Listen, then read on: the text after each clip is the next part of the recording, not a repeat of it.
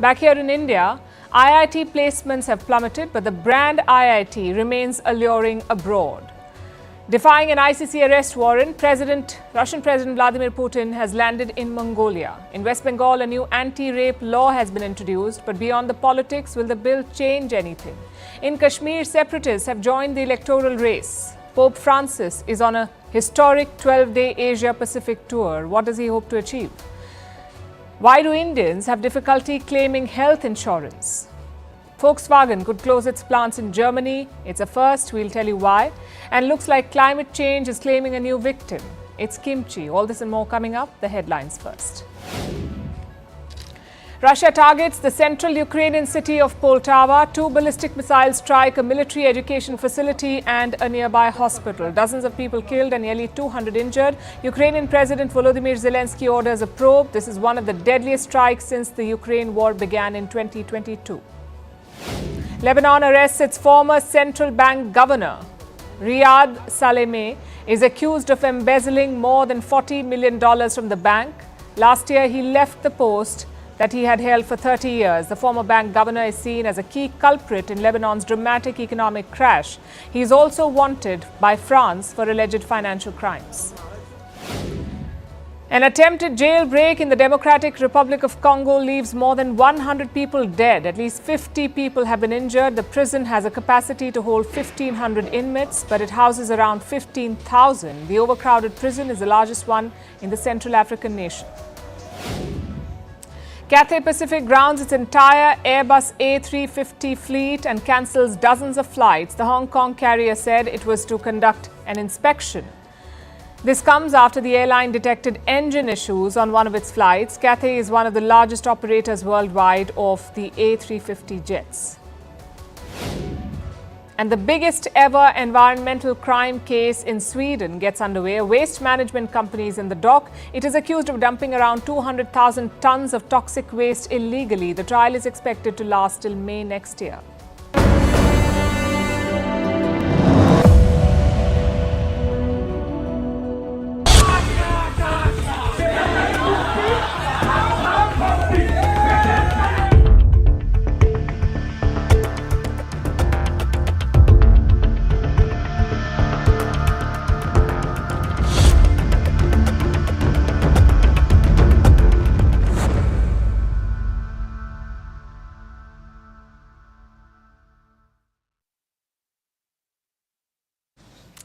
Big changes are happening in Dhaka. Enemies are becoming friends, rivals are becoming partners, and old friends are becoming foes. It's a major churn after Sheikh Hasina's ouster. And who is benefiting from it? Looks like everyone but India. The US, China, Pakistan, they're all making inroads, while New Delhi is dealing with baseless accusations, even hostility in some quarters. Let's start with China. Their ambassador to Dhaka has been quite busy. A few days ago, he met caretaker leader Muhammad Yunus. He also invited him to visit China. Now, this is normal diplomatic protocol. Even the Indian envoy met Yunus. But the Chinese ambassador went a step ahead. First, he met the BNP leadership. The BNP is the Bangladesh Nationalist Party. It is one of the biggest parties in Bangladesh. They were the arch rivals of Sheikh Hasina. Later, the Chinese ambassador also visited the Jamaat-e-Islami office in Dhaka. And this is very significant. The Jamaat was accused of war crimes in 2010. Since then, no foreign official had visited their office. So China is the first in 14 years. The ambassador held talks with the Jamaat chief. He called them a well-organized group. Jamaat-e-Islami we used to have good relations with the Chinese Communist Party, with our embassy. But it has been affected during the last 13 years. But now we believe it's time to re-establish our close ties and restart our dialogue and cooperation. Interesting way to describe a radical Islamist group. But then again, this is China. If they can embrace the Taliban, Jamaat should not be a problem. Same with the BNP. Xi Jinping had traveled to Dhaka in 2016. Sheikh Hasina was in power back then, but Xi Jinping also met her chief rival, BNP leader Khaleda Zia. So Beijing's strategy has always been clear: keep your options open, cozy up to anyone who's in power. Which brings us to their iron brother, Pakistan. Pakistan is also courting the new powers in Dhaka. The BNP and Jamaat have old ties with Islamabad. Their new target is Muhammad Yunus. Pakistan's Prime Minister Shehbaz Sharif spoke to Yunus over the weekend. He talked about strengthening bilateral ties. Sharif also referred to the historical bond between Dhaka and Islamabad, which is frankly strange because Pakistan slaughtered Bengalis in 1971. It's not the sort of history you fondly remember in a phone call. But then again, this is the new Dhaka. We've seen Sheikh Mujibur Rahman's statues vandalized, his family home destroyed, and liberation museums targeted. So clearly, Pakistan is not taboo anymore. And this is exactly what Islamabad wanted, a reset with Dhaka. They've announced a new decision. Bangladeshis can now visit Pakistan without paying the visa fee. You would still need a visa, but you wouldn't have to pay for it. The United States is also making moves, but not overtly. Muhammad Yunus will be visiting the US this month. He is expected to address the United Nations General Assembly. A couple of things to note here. This will be Yunus's first trip abroad after taking office. Not India, not China. He is visiting the United States of America. And we get the idea behind it. The world is confused about where Bangladesh is headed. So the UNGA, the United Nations General Assembly, is a chance for Yunus to clear the air. Just one problem though. Yunus is a caretaker. His job is to oversee this tense period, to hold democratic elections. Plus, the law and order situation is not back to normal yet. So should Muhammad Yunus really be jetting off to New York? It's a question to consider. Here's another one. Where is India in all of this? Well, New Delhi is keeping an open mind. Yesterday, the Indian High Commissioner met the interim Home Minister of Bangladesh. They discussed a number of important issues like the security situation in Bangladesh, the safety of Indian nationals, and the exchange of flood warnings. And that last one, the exchange of flood warnings, is very important after the recent flood. Many Bangladeshis wrongly blamed India for causing the flood. But beyond these exchanges, what is the status between India and Bangladesh? Well, Sheikh Hasina remains a problem. She now has 89 cases against her, most of them for murder, 89 cases. So Hasina's stay in India is a clear point of contention. The second issue is the political past. The BNP and Jamaat have historically been anti-India. On paper, they claim to have changed. Both groups have talked about strengthening ties with New Delhi. But if they come to power, who knows? It's a delicate situation for India. New Delhi has shown some flexibility recently. For example, Indian officials have held multiple rounds of talks with the Taliban. That too was considered impossible at one point. But it's happening. Same with the Maldives. Mohammad Muizzu talked about India out. He expelled Indian soldiers from the country, yet New Delhi kept engaging. It invited Muizzu for Prime Minister Modi's swearing in. So India has demonstrated diplomatic flexibility. No reason it cannot be replicated in Dhaka. Of course, the rest is up to them. India will have some red lines for the regime in Bangladesh. If they respect those red lines, ties may stabilize. If not, all bets are off.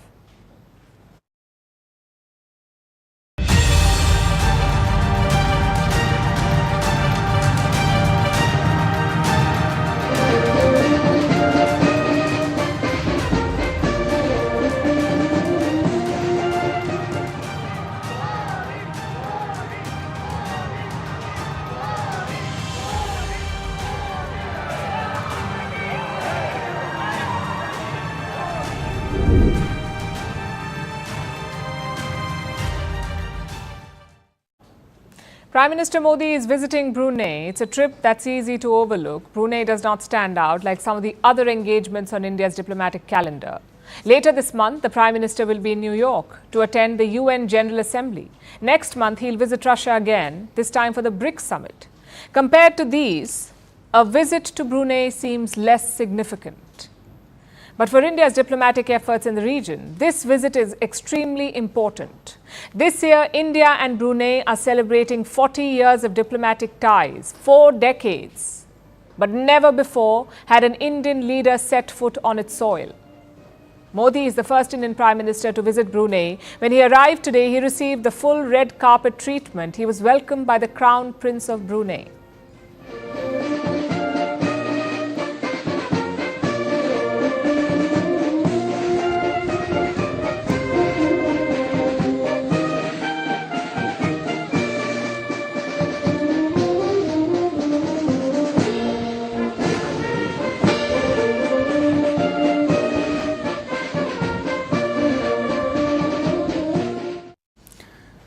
is a unique country. It is a tiny tropical nation in Southeast Asia, home to less than 500,000 people, most of whom are Muslims.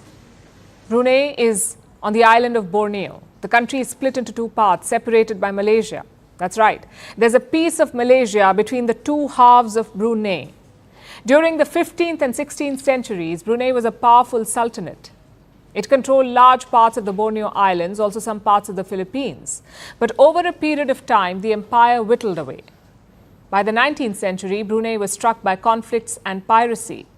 In 1888, it became a British protectorate.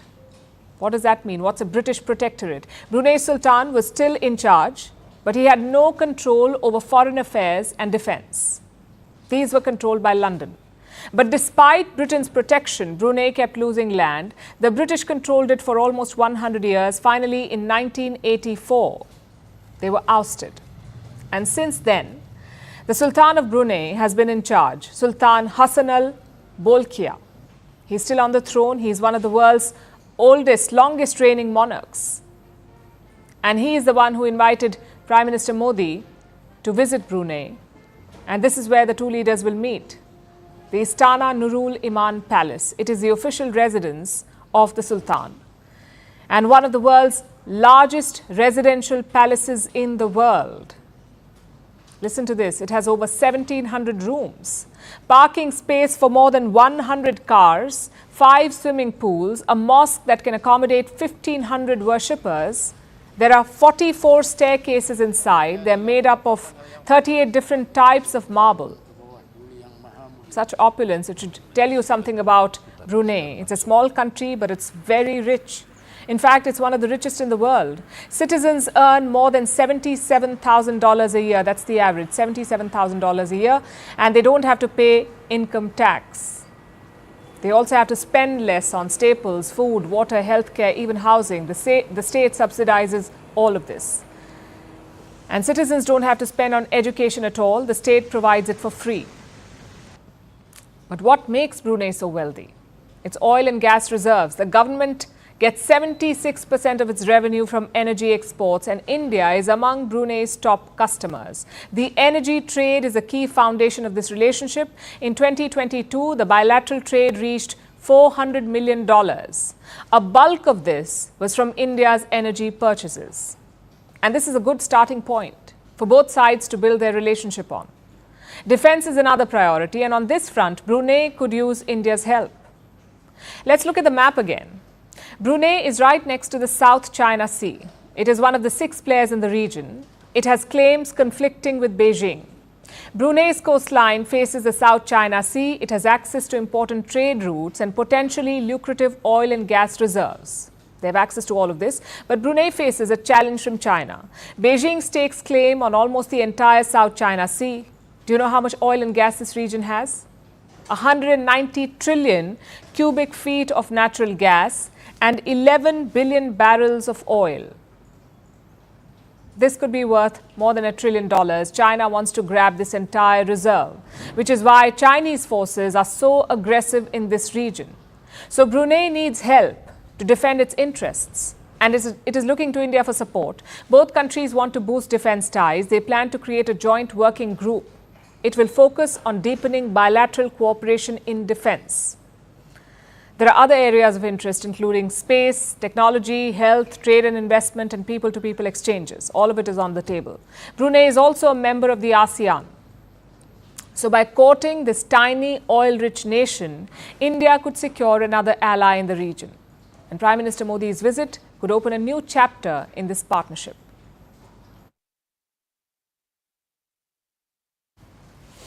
Our next story is also about India's outreach, although of a different kind. This is India's outreach in the field of education. But first, a quick backstory.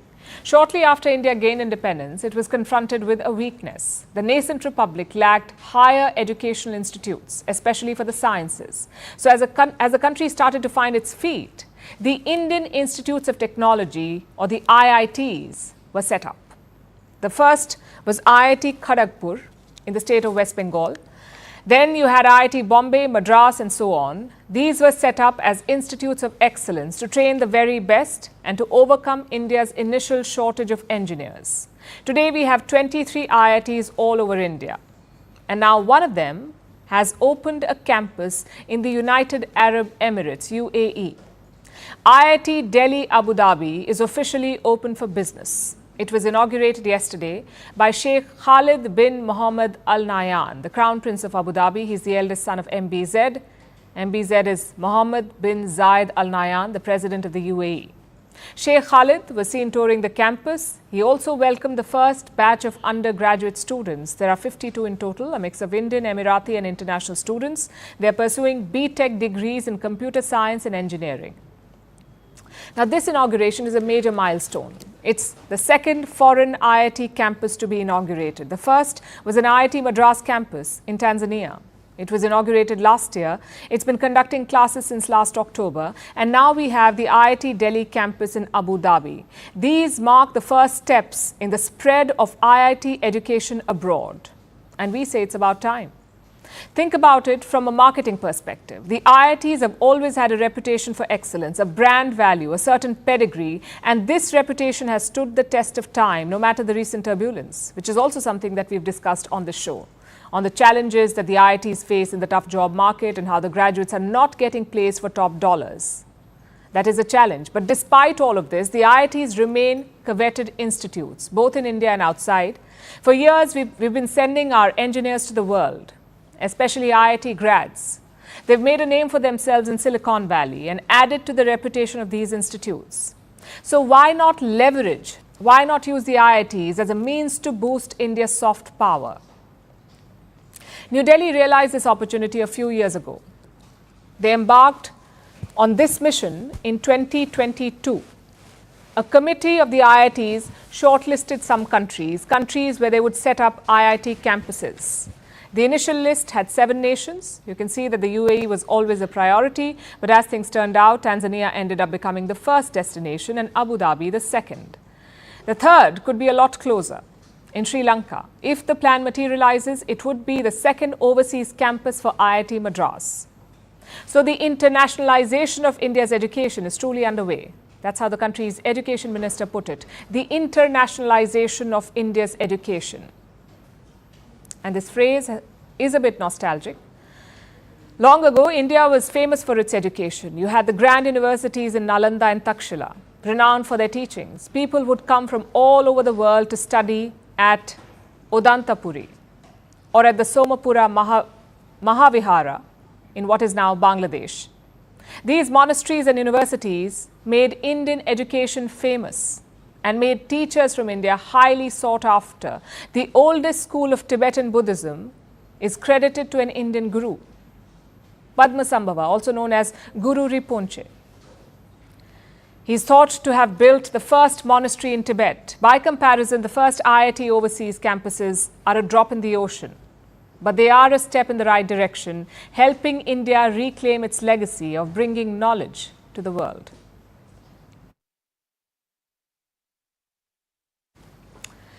On Monday, Vladimir Putin landed in Mongolia. The Russian president got a grand welcome. The capital was decked up for him. In any other year, this would be just another neighborhood visit.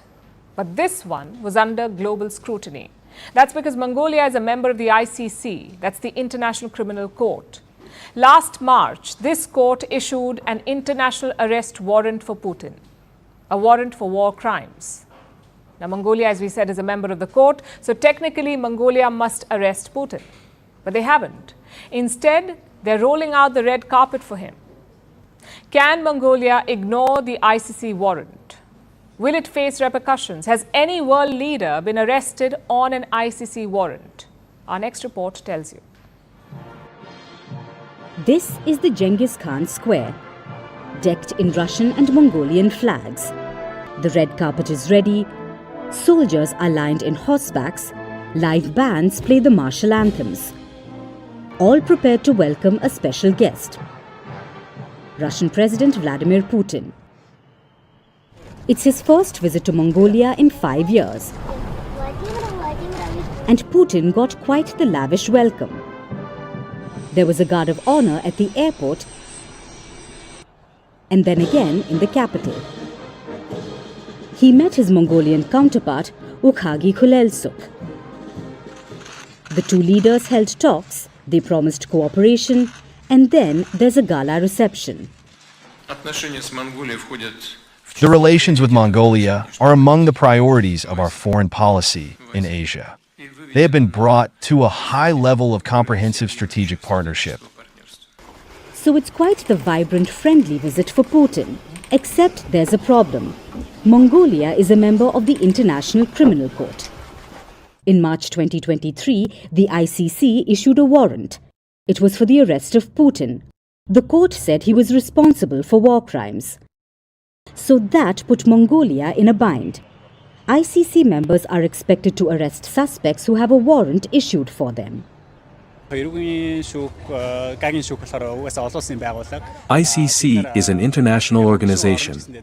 It is true that we are a member country, but it doesn't mean we have to follow every order, and arresting Putin during this visit is immoral and improper. China and Russia both are very important to us as neighbors. During the Soviet era, Mongolia was under Moscow's sway. Since 1991, the two shared friendly relations. Mongolia did not condemn the Ukraine war. It declined to vote on it at the UN. Plus, it relies on Russia for oil and gas. The focus of this visit by Putin is also on a pipeline, one that will carry gas from the Yamal region to China via Mongolia. It is not just about transit of the Russian gas through Mongolia. We are reviewing the possibility to supply this energy source to the Mongolian consumers. Gazprom is ready to provide the support in the practical issues of the country's gasification. But the question is, why isn't Mongolia worried? They are flouting an ICC arrest warrant. Aren't there any repercussions? Mongolia is a state party to the ICC Rome Statute. That means it must cooperate with the court, which also means it must arrest Putin. Yet it didn't. Now the ICC can take measures it deems fit against the country. Yet there's no clarity on what these measures are, which makes the ICC here a toothless tiger. Putin's arrest warrant came 18 months ago. He's never visited an ICC member state since then. But with this trip, he's proven one thing. The warrant was just plain tokenism. The Hague-based court can't enforce it. Neither can the member states. It depends completely on the will of the country he's visiting. And for Ulaanbaatar, it doesn't matter. On one side, they have a non-enforceable arrest warrant. On the other, they have an ally that will bring them investment. And we all know who Mongolia chose.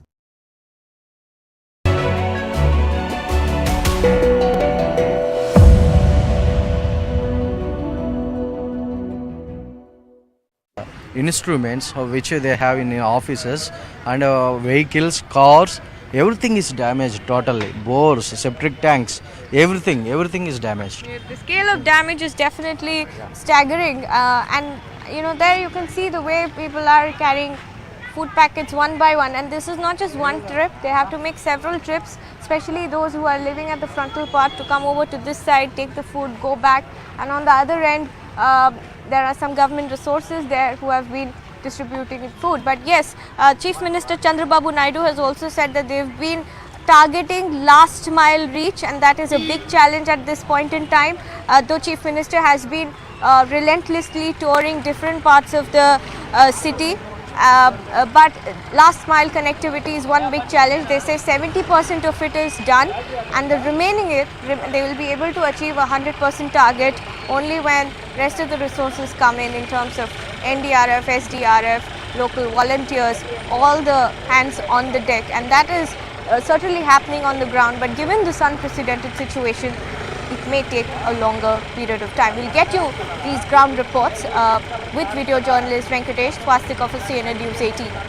I'm coming to you from Bhavanipuram Housing Board Colony. This is what the situation is right now. Water completely inundating the entire street, which has about 500 houses by rough estimate. Though the water level has gone down, it was up to almost 3 feet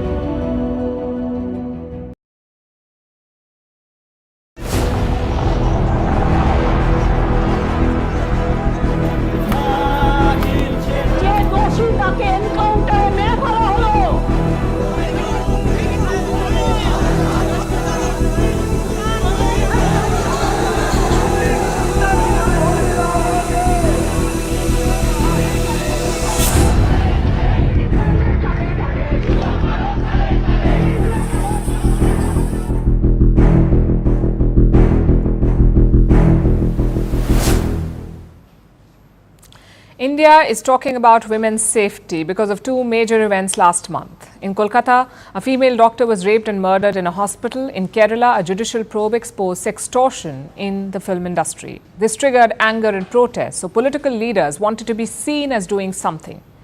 In West Bengal, they're pushing a new bill, the Aparajita Bill. It was passed by the State Assembly today. Chief Minister Mamata Banerjee called it historic. She even demanded the resignation of Prime Minister Modi and Home Minister Amit Shah, saying they had failed to protect women. That is why they must resign. So the politics is heating up, but let's take a look at the bill first. It's called an anti-rape bill that gives the death penalty for rape, with two exceptions. Two conditions rather. If the assault results in the victim's death, or if it leaves her in a vegetative state, then the death penalty applies. That is the first and the most important provision of this bill. Number two, the limit for investigations. Probes into rape cases must be concluded in 21 days. The current limit is 2 months. Extensions may be allowed, but only under senior supervision. Provision number three, fast-track courts. The law calls for the establishment of special courts for speedier justice. Number four, penalties for delaying justice. And this is for everyone, from police officers to health workers to anyone who fails to act promptly. They will all be penalized. But the bill is not without its problems. It restricts publication of court proceedings in such cases. You need permission of it to report on the court proceedings. And if it is published without authorization, you can be penalized. Now, the state says this is to protect the dignity of the victim. But what it also does is prevent the media from holding the government accountable. Now, the Bengal Assembly has passed the bill. It will head to the governor and then the president. And if the president gives her assent, it will become the law. But will the law change anything? We ask because India already has anti-rape laws. They've existed for years. Rape is a non-bailable offence in the country. The punishment ranges anywhere between 10 years to life imprisonment, in some cases even the death penalty. So do we really need another law? The state says we do. They want to plug loopholes in existing laws. They want to enforce stricter punishment. But this approach may not help. It hasn't helped. And I'm not the one saying this. The Indian Supreme Court is. Harsher anti-rape laws alone do not deter crimes against women. I'll give you an example. In 2012, there were 2,44,000 cases of crime against women. These were the reported cases, 2,44,000, 2012. That's the year the Nirbhaya rape rocked the nation. So in 2013, India's anti-rape law was amended. It became stricter. But crimes against women only went up. In 2023, the number of recorded cases was 4,45,000. That's around 51 FIRs every hour. So India did introduce stricter laws, but that has not brought the crime rate down, because this is a systemic problem. Laws alone cannot fix it. Take the state of Kerala, for example. A Me Too movement is rocking their film industry. A new judicial report highlights abuse and exploitation. It implicates top actors, filmmakers have been charged, politicians have been named, more than 24 cases have been filed. The state of Maharashtra, which is home to Bollywood, has now taken note. Apparently, they want a similar investigation into Bollywood. I'm sure it will expose more dirt, and such investigations must be conducted. But they must be seen to their logical conclusion as well, and I'm afraid that does not happen. We have a recent example in the Me Too movement, the one that started in 2018 in Bollywood with Tanushri Datta. She accused actor Nana Patekar of touching her inappropriately. 2 other people corroborated her version. And that opened the floodgates. There were accusations in every industry, Bollywood, government, even the media, practically everywhere. Hundreds of people were accused. Top figures were implicated. Many lost their jobs. Yet 6 years later, little has changed. Look at Tanushree Datta's case. The police took her complaint, but 1 year later they closed the case, citing insufficient evidence. That's what happened in most of the cases, in fact. As for the men, after lying low for a few months, they got back their jobs. They were reinstated. And they're back to doing what they did. No repercussions, no judgment. Because public memory is short-lived. Once it's out of the news cycles, no one cares. When Me Too hit the headlines, there was a push for change. But when it got to boring legislation, the public focus shifted. And the accused made a comeback. Most of them charted a redemption arc for themselves. And who ended up paying the price? The women. We are a society that forgives and forgets easily, so change will take a lot more than stricter laws. Yes, we need deterrence, but we also need more accountability. We need more empathy with the survivors, to amplify their voices, to hold the men accountable, and not rest until justice is served, or else all this outrage will remain a mere footnote in this story.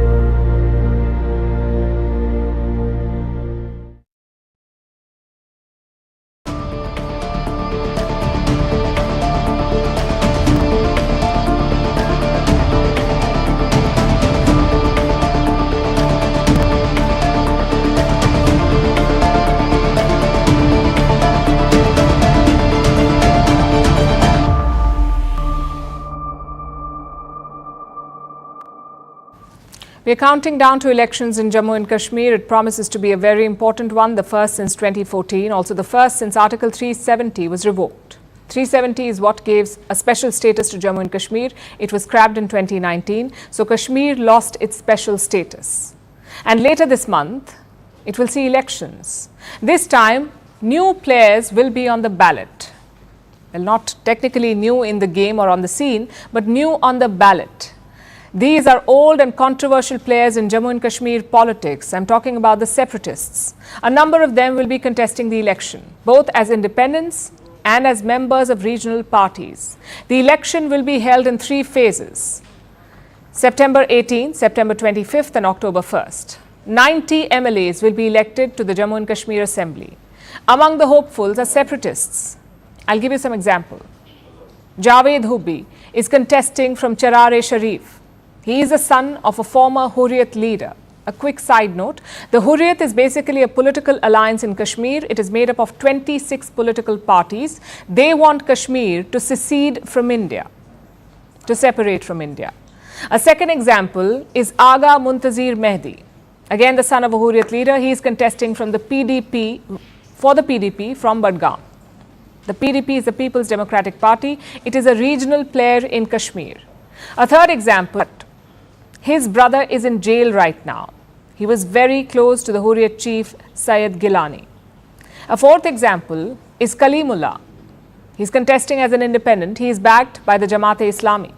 Now, the Jamaat has been banned by the central government, so its candidates are independents. Reports say they will field up to 14 of them, 14 Jamaat candidates. And these are just some of the examples. Many more separatist candidates are in the fray this time. And why is this important? Because Kashmiri separatists have always boycotted elections. They rejected Indian democracy. Instead, they wanted to leave the Indian Union. So from the 1990s, separatists boycotted elections. But this time, they are contesting. What has changed? Well, the security situation has improved. Most of the separatist leaders, the senior leaders, were arrested in 2019. So the movement is not what it used to be. Plus, separatists have tasted electoral success. It happened in the recent general election. Engineer Rashid won the Baramulla seat. he defeated two heavyweights of Kashmiri politics, former Chief Minister Omar Abdullah and People's Conference leader Sajjad Lone. What's more, Rashid is in jail. He was one of the separatists arrested in the 2019 crackdown, and he won the election from jail. And that has given confidence to other separatists. They too are joining the electoral race. Regional parties in Kashmir have welcomed this move, especially the PDP and the National Conference. The NC, or the National Conference, has always asked separatists to join the democratic process. So they're claiming vindication. Election का हमने सामना किया, इन लोगों ने boycott के नारे दिए थे, अब खुद इलेक्शन के मैदान में उतरने के लिए तैयार हैं, तो कहीं ना कहीं इनकी आइडियोलॉजी में चेंज आ चुकी है और हमारी बात सही साबित हुई. What about the BJP? Well, they too have welcomed this move. The party says the credit goes to the central government. Why is that? Because removing Article 370 gave separatists a chance to contest.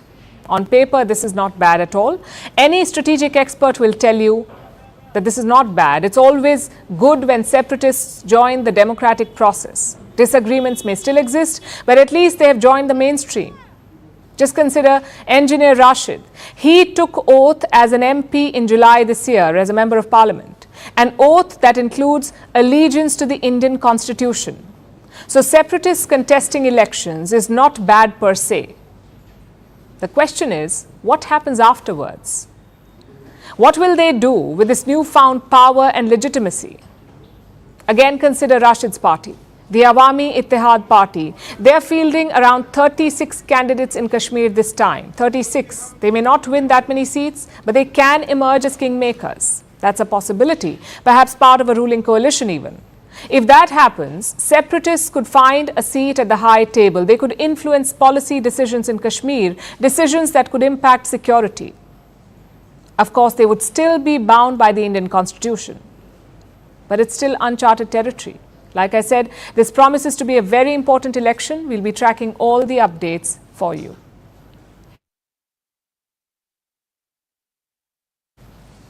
Now let's turn our attention to Pope Francis. He's currently on a historic tour in Asia, a 12-day trip that started today with Indonesia. Indonesia, which is home to the world's largest Muslim population. Next, the Pope will visit Papua New Guinea, Timor-Leste and Singapore. Of these four island nations, only one is predominantly Catholic, Timor-Leste. So on the face of it, his choice of tour stops is unusual.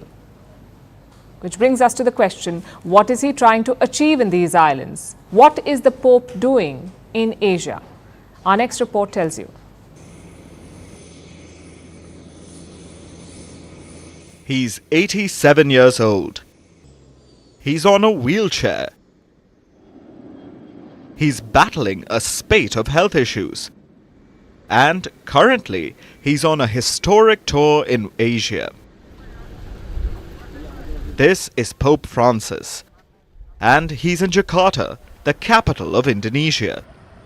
He was welcomed with tears and cheers as he kicked off the longest and farthest trip of his pontificate.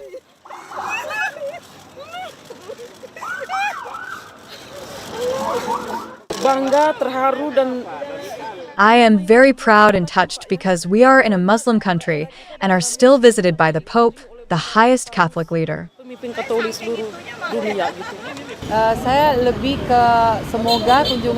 I am hopeful that with the blessing of the Pope, Indonesia can become a better country in the future.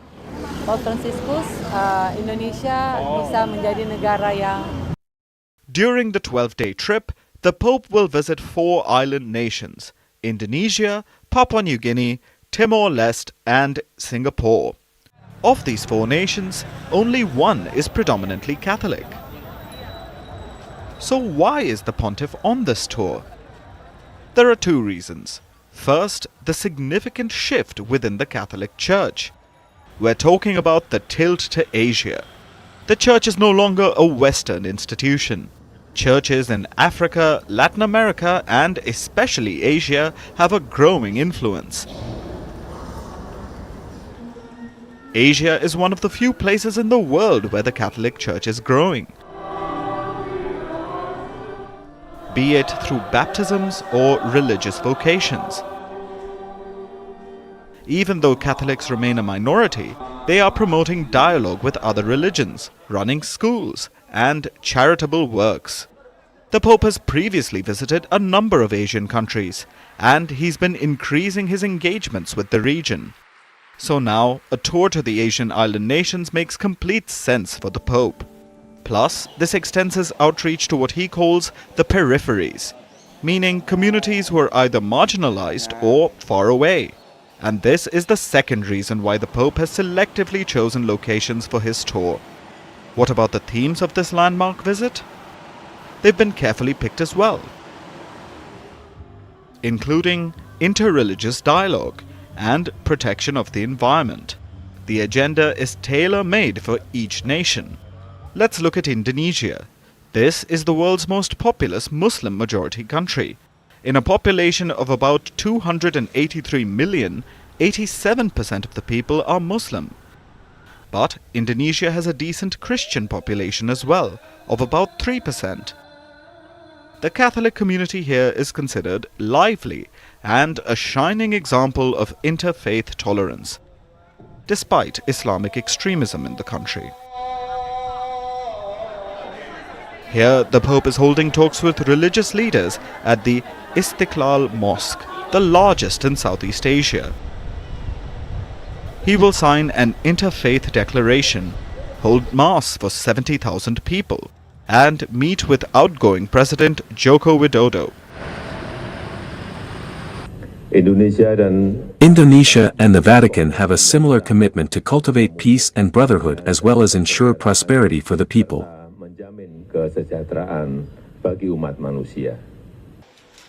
Next, the Pope will visit Papua New Guinea, one of the world's poorest countries. He will travel to remote cities and meet with missionaries, many of whom have walked for days from all over the country to meet the Pope.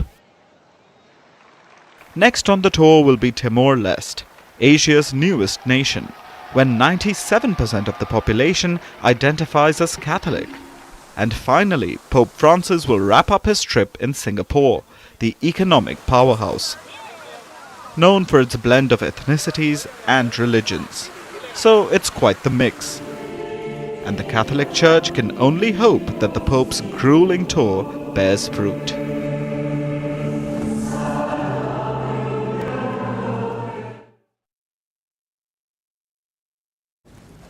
Our next story is for anyone who has tried to buy insurance, especially health insurance.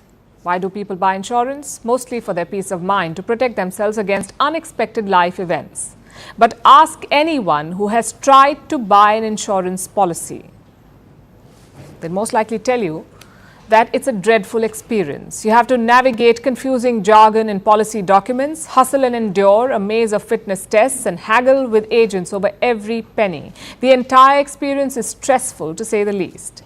And to make matters worse, many Indians are struggling with their health insurance claims.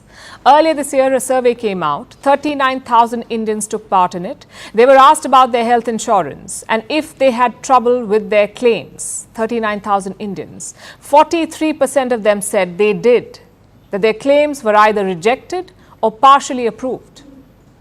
And this even forced some patients to stay in hospital longer than was necessary.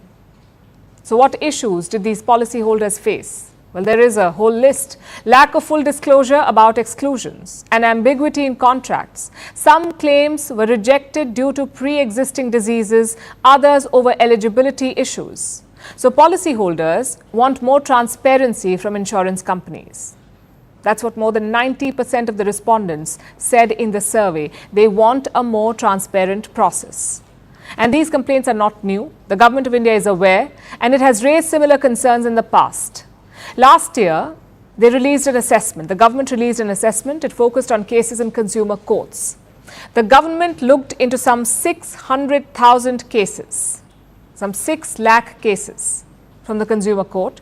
Nearly 1/3 of these were related to insurance companies. That's well over 160,000 cases. Most of them were about health and life insurance, and the issues were the same. vague insurance contracts, refusal to cover pre-existing diseases, and lack of transparency by insurance intermediaries. The government also believes that insurance policies need to be more transparent, and they should be worded simply. India's insurance regulator has been looking into this. That's the IRDAI, the Insurance Regulatory and Development Authority of India. This year, it made some changes in regulation. The first was about cashless claims. Health insurers need to clear cashless claims in 3 hours now. Companies were asked to offer more choices to make it easier for senior citizens to get insurance too. They often find it hard to get insurance, mainly due to their age and due to pre-existing medical conditions. Companies do not like to insure the elderly. If they do, they charge exorbitant premiums. So these moves by the regulator must be welcome. They're good moves, but they may not be enough. And I'll tell you why. 73% of Indians do not have any health insurance, 73% of the country. There is clearly room for growth. The industry is pushing the government. They want health insurance to become more accessible. Recently, the industry made a demand, lower the tax on insurance premiums. The GST applies here too, the goods and services tax. Right now it is 18%. So you pay an 18% GST on your insurance premium, an 18% tax. The industry wants it to be brought down to 5%. Reports say the government is considering this proposal. If implemented, insurance policies would become more affordable, and that should help. But again, we say, what's the point of getting an insurance if you cannot claim it during a crisis? If you're squeezed for premiums every year, but when you file a claim, you're turned away. In this day and age, health insurance is a necessity. But without strong regulation, customers will remain targets for exploitation. Our next story is about Volkswagen, the German automobile giant. Most of you will be familiar with the company or its host of subsidiaries like Audi, Porsche, and Skoda. All these brands are part of the Volkswagen Group, making it both a German and European institution. But this grand company is currently in a world of hurt. And yesterday, it did the unthinkable. The CEO announced that he wants to close some car plants in Germany. And this is unprecedented. It has never happened before in the group's 87-year-long history. In fact, Volkswagen has not closed a plant since 1988, since it shut a facility in the US state of Pennsylvania. That was in 1988. So what has prompted this turn of events? Why is Volkswagen closing or thinking of closing down its factories, and that too in Germany? Well, it's a combination of factors which have merged into the perfect storm. The biggest reason is the rise of Chinese electric vehicles, EVs. As you know, EVs are everywhere these days. The electric craze started with Tesla, but soon the industry came under Chinese dominance with brands such as BYD, NIO, SAIC Motors, and the rest. The Chinese EVs are everywhere these days, and that has hurt Volkswagen in two ways. One was the Chinese market. Before the rise of these EV giants, China used to be Volkswagen's single biggest market. But then BYD and others started growing, and Volkswagen's share of the Chinese market started shrinking. Profits dipped, growth stagnated, Volkswagen's share prices started tanking. It was chaos. But this was just the first blow. The second was the growth of Chinese brands in Europe. The EV craze has hit every part of the world, and Europe is no different. Electric cars and hybrid sales keep growing. They make up 25% of all European car sales. They made up 25% of all European car sales last year. This would have been challenging enough for Volkswagen, having to transition from petrol and diesel to EVs. But then came the Chinese brands. They clawed their way into the European market, and they keep growing, taking away the share of traditional European auto giants like Volkswagen. So it's a double blow. Volkswagen is losing both China and Europe to the Chinese brands because of the new electric vehicle craze. Now, you would think Volkswagen should do better. It should get with the program and start churning out EVs. Well, it did. And that has become another problem for them. Volkswagen and its arsenal of subsidiaries all invested in EVs. It was a tough market, already dominated by early movers like Tesla and the Chinese companies. But the Europeans knew that EVs were the future, so they went ahead, and it has been tough. They cannot produce their cars as cheaply. They have to pay European wages after all. So European EVs are more expensive than their Chinese counterparts. And this is a price-sensitive segment, often subject to price wars between Tesla and the Chinese firms. So the Europeans kept ending up as collateral damage. To counter this, some of these European companies like Volkswagen decided to make in China to bypass the European wage problem. So they invested in Chinese plants and began manufacturing in China. But then came another blow: European tariffs on EVs from China. The EU, the European Union, is putting tariffs up to 38% on EVs made in China. Any cars made in China will face this tax of up to 38%. And this includes cars made by European brands like Volkswagen. So it seems that no matter what they did, they could not win. Now combine all of this with the bigger picture, the state of the European economy. Europe has been struggling with the Wuhan virus pandemic, then the Russia-Ukraine war. Both have hammered the European economy. Growth has stagnated. Germany in particular is in the doldrums. It keeps hovering around a recession. Every month seems worse than the last. And Germany is supposed to be Europe's growth engine. If the engine is busted, how will the economy run? How will people make money? How will they afford cars? So it's no surprise that European car sales are down overall. Volkswagen was already dealing with sluggish demand at home, and now the whole EV debacle. It has been one blow after another, and the German giants are finally throwing in the towel. They want to shut plants at home and lay off workers, something they had promised to not do till at least 2029. But now they want to break that promise because the situation is just that bad. Volkswagen is in a race against time. It has to cut about $11 billion in costs, $11 billion in the next 2 years. That is its grand plan to survive the transition to EVs. So expect more potential closures and layoffs. These are just the first casualties of the rise of the EV age.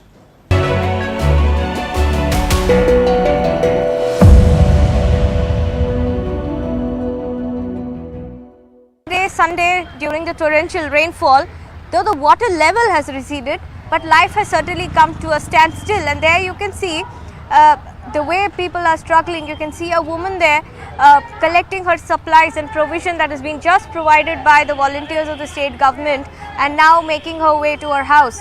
She says that while everything is being given to them, it is only the lack of clean water for utility purpose. They have drinking water, they have milk to consume, they have food which is being given, but the lack of water for utility purpose, that is making a little bit of challenge here for them. And in fact, take a look at this entire colony. The water came up to the first floor in many houses, and this is a low-lying area.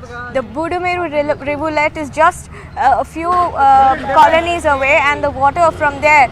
But this is the first time that the rivulet has thrown up, and for the first time in I think almost 20 years, this entire area has been inundated like this. Not just this place, there are other areas as well. Let me get you more updates and show you how people there practically building after building, waiting in their balconies for provisions which is coming to them, which is reaching them. But what is challenging at this point in time is that there is no power, and there has been no power since the last 72 hours.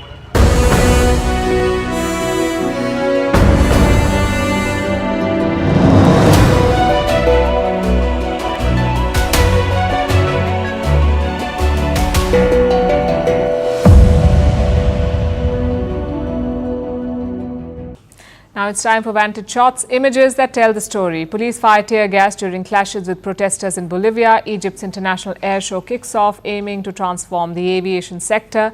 And pollution and heat wave leave Belgrade's rivers covered in a thick layer of green algae. Finally, we're taking you back in history. On this day in 1971, Qatar became independent from Britain. The Ottoman Empire had occupied Qatar by the 1870s, but during the First World War, it became a British protectorate. This arrangement continued until Britain decided to leave the Gulf. After talks with the UAE and Bahrain, Qatar declared independence in 1971. We're leaving you on that note. Thank you for watching. We'll see you tomorrow.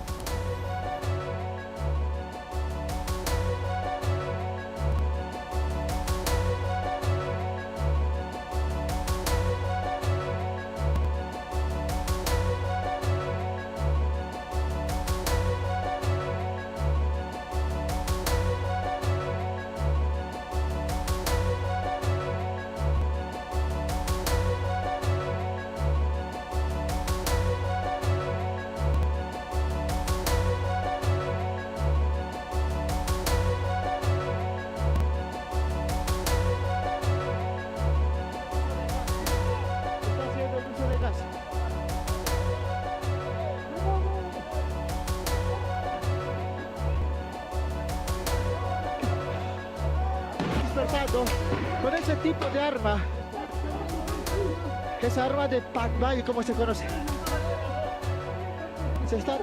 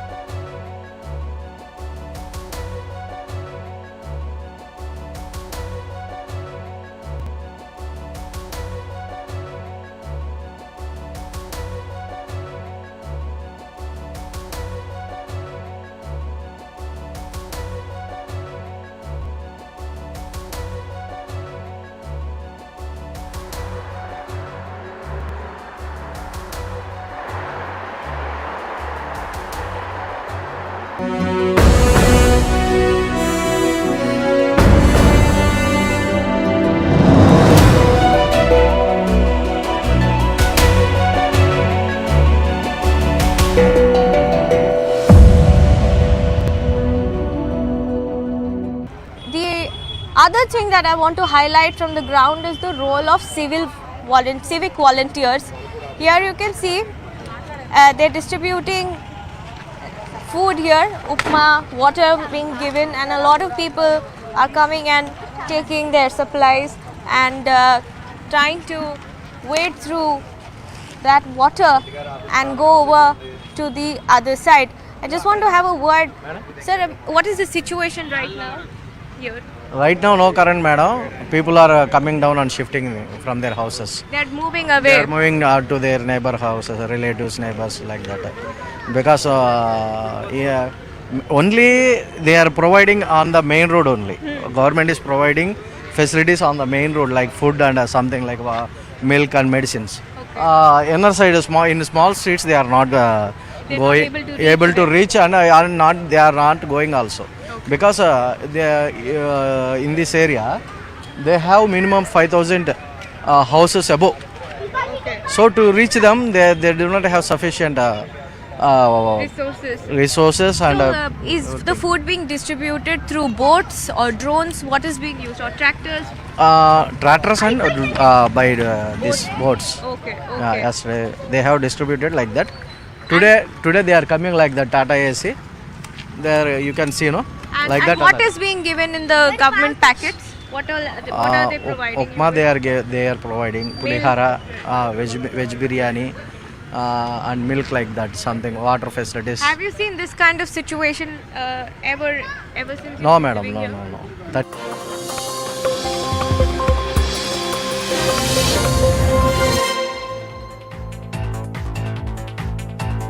Good evening, this is Brass Tacks. Welcome to the show. I'm Zaka Jacob. The controversy around the new Netflix series IC-814 seems to have blown over, at least for now.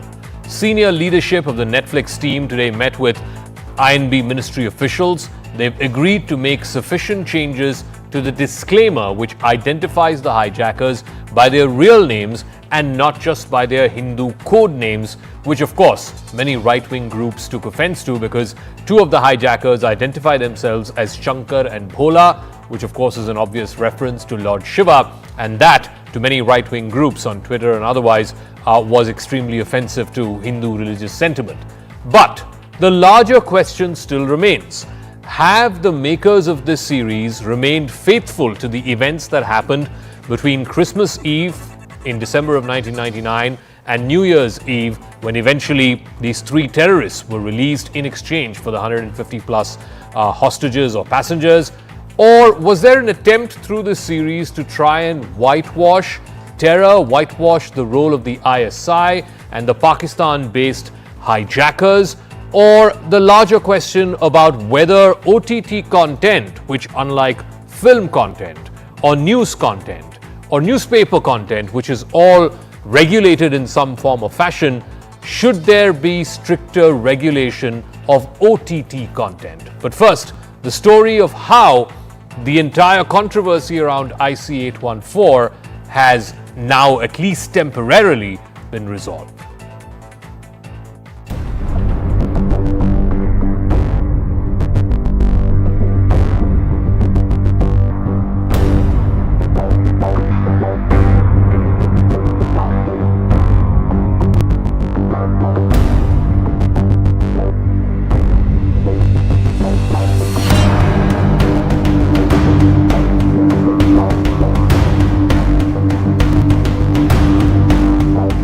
I'm very happy that the INB Ministry and the Government of India has taken cognizance of this. वो बकवास दिखा रहे हैं, हमारी भावनाओं को आहत कर रहे हैं और कहानी में छेड़छाड़ कर रहे हैं, इन पर कार्रवाई होनी चाहिए। यहाँ पर एक OTT पे भी सेंसर बोर्ड लगाया जाए।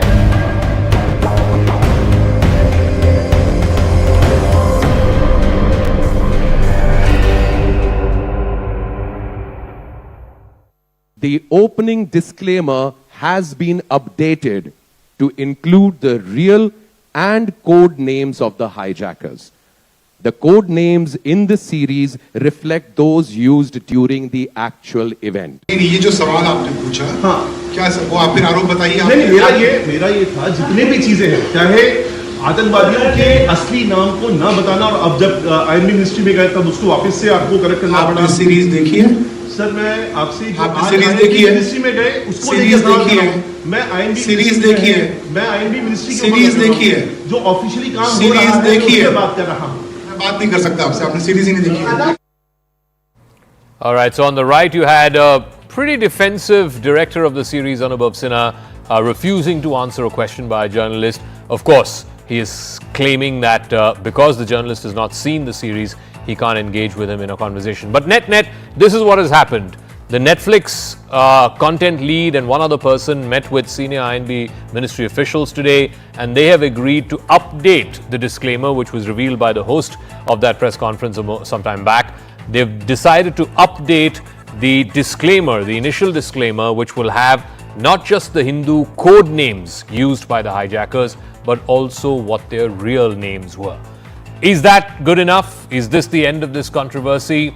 And the larger question of how does one prevent a repeat of something like this from happening on OTT content? So let me now open this up to our panelists. Kanchan Gupta is Senior Advisor with the INB Ministry, Rohan Gupta, spokesperson of the BJP, Adil Singh Boparai, spokesperson of the Congress Party, and SP Vaid is former DGP of Jammu and Kashmir, and he had played a first-hand role back then in 1999. The release of 2 out of these 3 terrorists were from different jails in Kashmir. So welcome, gentlemen. Let me start with you, Kanchan Gupta, because what many viewers and many folks on Twitter, etc., are still saying that, Netflix seems to have gotten away with it. This is what Monica Shergill, the Vice President of Content, Netflix India, who met with the INB Secretary today, said after the meeting. For the benefit of audiences unfamiliar with the 1999 hijacking, the opening disclaimer has been updated to include real